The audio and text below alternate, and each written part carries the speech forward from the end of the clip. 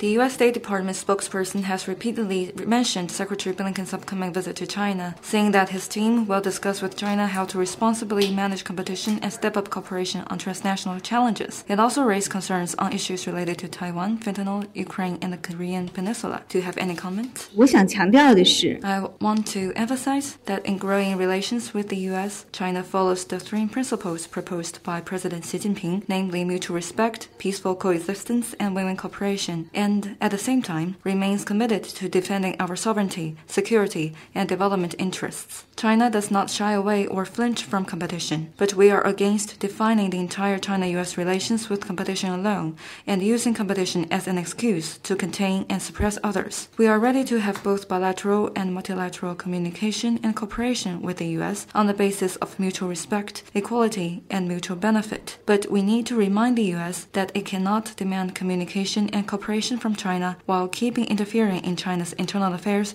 and hurting China's interests. The Taiwan question is at the heart of China's core interests. It's the bedrock of the political foundation of China-U.S. relations and the number one red line that must not be crossed between China and the U.S. At no time should the U.S. ever seek to cross that red line. With regard to international counter-narcotics efforts, China is the first country in the world to have officially scheduled fentanyl-related substances as a class. China has taken an active part in international counter-narcotics law enforcement cooperation under the framework of the UN Conventions on Drug Control. China's counter-narcotics capacity has, however, been seriously hampered by U.S. sanctions on relevant Chinese institutions. We are firmly against those sanctions and urge the U.S. to reflect on its inadequate counter-narcotics efforts instead of deflecting the blame. On Ukraine and the Korean nuclear issue, China is committed to seeking a political settlement and bring parties to the table. We are against any rhetoric or action that could fuel the tensions and make matters worse.